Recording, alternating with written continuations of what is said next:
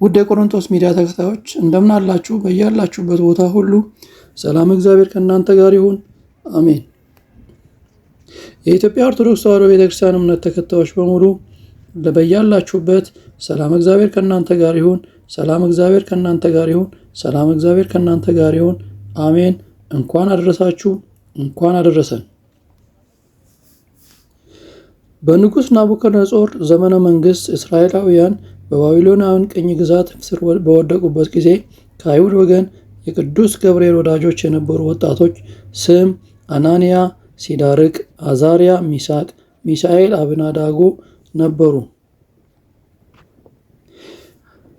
አዲስ አበባ አስኮ አካባቢ የሚገኘው በአስኮ ደብረገነት ቅዱስ ገብርኤል ቤተክርስቲያን ሌሊቱን ሊቃውንቱ ቤተክርስቲያን በያሬዳዊ ዜማ ወረብ ለዕለቱ የሚስማማውን በማቅረብ ሲያመሰግኑ ጠዋት ከቅዳሴ በኋላ ታቦታቱ ከመንበር ክብራቸው ተነስተው ሲባርኩን የሰንበት ትምህርት ቤት ደቀ መዛሙርት እና ዘማሪያን በዜማ እያጀቡ ከተለያየ ቦታ የመጣው ሕዝበ ክርስቲያን በተገኙበት በድምቀት ተከበረ።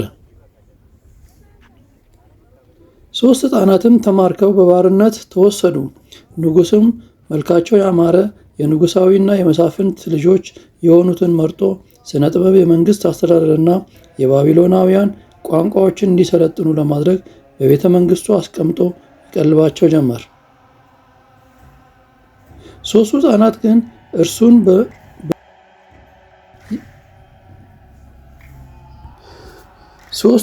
ግን እርሱን በመንቀፍ የንጉሱ አገልጋይ ጥራጥሬና ውሃ ብቻ እንዲሰጣቸው በማሳመን ፈጣሪያቸውን ታምነው 10 ቀን ቆዩ። በኋላም ሲታዩ ጮማ ከሚበሉትና ጠጅ ከሚጠጡት ይልቅ ደም ግባታቸው ያማረና የሚያሳሱ ሆነው ተገኙ። ዳንኤል 3:4 አዋጅ ነጋሪውም እየጮኸ እንዲህ አለ፣ ወገኖችና የአሕዛብ በልዩ ልዩ ቋንቋ የምትናገሩ ሆይ። ዳንኤል 3:5 ላይ የመለከትና የእምቢልታን የመስንቆንና የክራርን የበገናን የዋሽንትን የዘፈንንም ሁሉ ድምፅ በሰማችሁ ጊዜ ተደፍታችሁ ንጉሥ ናቡከደነጾር ላቆመው ለወርቁ ምስል እንድትሰግዱ ታዛችኋል። ዳንኤል 3:6 ላይ ተደፍቶ የማይሰግድ በዛን ጊዜ በሚነድ እሳት ትሆን ውስጥ ይጣላል ብሎ ትእዛዝ ሰጠ። በዚህ ንግግሩ መሰረት ንጉሱም ትእዛዝ ሰጠ። ይህንን ሕፃናቱ ታኅሳስ 19 ቀን ማለትም 3 ደቂቅ የምናመልከው አምላካችን ከሚነደው እቶን እሳት ሊያድነን ይችላል ያሉበት ዕለት ቅዱስ ገብርኤል ከእሳት ያዳናቸው ዕለት መታሰቢያ በዓል ነው። ቅዱስ መጽሐፍ እንደሚነግረን አባቶቻችንም እንዳስተማሩን በጊዜው የሆነው እንዲህ ነው። ዘመኑ ጣዖት የሚመለክበት ንጉሥ ናቡከደነጾር የእግዚአብሔር ሰዎች ሁሉ ወደ ጣዖት የሚመለሱበት ጊዜ ስለነበረ 3 ደቂቅንም እንዲሁ ለማድረግ አስቦ ለጣዖት እንዲሰግዱ ስልጣን እንደሚሰጣቸው ቢሸነግልም እርሱ ለእናንተ ጣዖት ሳይሆን ስለ ዘላለማዊ ድህነት ለሚሰጥ ከሁሉ ነገር ለሚያድን ለአምላካችን ብቻ ነው ብለው መልስ ሰጡት። ዳንኤል 3:17 የምናመልከው አምላካችን ከሚነደው ከእሳቱ እቶን ያድነን ዘንድ ይችላል፣ ከእጅም ያድነናል ንጉሥ ሆይ አሉት። በንግግራቸው የተበሳጨው ንጉሥ በጥልቁ እሳት እንዲጣሉ አዘዘ። በዚህ ጊዜ ጉልበት ያላቸው ሰዎች ተፈልገው 3ቱን ወጣቶች አስረው ወደ እሳት እቶን ውስጥ ጣሏቸው። አስረውም የጣሏቸው ወታደሮች የእሳቱ ወላፈን አቃጠላቸው። 3 ደቂቅ ግን መላእክት ቅዱስ ገብርኤል ከሰማይ ወርዶ እሳቱን አበረደላቸው፣ አጠፋላቸውም። ዳንኤል 3:47 ላይ እግዚአብሔር የላከው መልአክም ከአናንያ ከአዛርያ ሚሳኤልም ጋር ወደሚነደው ወደ እሳቱ ምድጃ ወርዶ በጉድጓድ ያለውን እሳት መታው ይለናል። 3:48 ላይ የእሳቱንም ነበልባል እንደ ቀዝቃዛ ነፋስ አደረገው። እነዚያንም ሰዎች እሳቱ ምንም አልነካቸውም፣ የራሳቸውም ጠጉር አልለበለባቸውም፣ አላስጨነቃቸውም ይለናል። እግዚአብሔርን በንጹሕ ልቦና አምነን ከተገዛንለት እና ካመለክነው ምንም የማያደርግልን ነገር የለም። ንጉሥ ናቡከደነፆር ባየው ነገር ተደንቆ እርሱም በመጨረሻው አመነ። ለሰለስቱ ደቂቅ አምላክ ተገዛ። ሁሌም በየትኛውም ቦታ በእግዚአብሔር ኃይል ብቻ ታምነን እንኖር። የዓመቱ ሰው ይበለን። የመላእክቱ ተራዳይነት አይለየን። አሜን። ውድ ቤተሰቦች ከዚህ የምንማረው ነገር ብዙ ነገር አለ። ከብዙ በጥቂቱ ስናይ ግን የሰው ልጅ እግዚአብሔርን አምኖ የሚኖር ከሆነ ንጹሕ ልቦና ካለው ከምንም አይነት ነገር ውስጥ እንደሚወጣ የእነዚህ ሶስቱ ሕፃናት ታሪክ ያስረዳናል። እግዚአብሔር አምላክ እንደነሱ ጸንቶ የሚያቆየን በእምነት የሚያበረታን ያደርገን። በያላችሁ በሰላም እግዚአብሔር ይብዛላችሁ። እንደተለመደው ስነስርዓቱ በጣም ሰፊና ውብና ማራኪ ነው። አብራችሁን ብትቆዩ ታተርፉበታላችሁ። አብረን እንቆይ። አብራችሁን ቆዩ።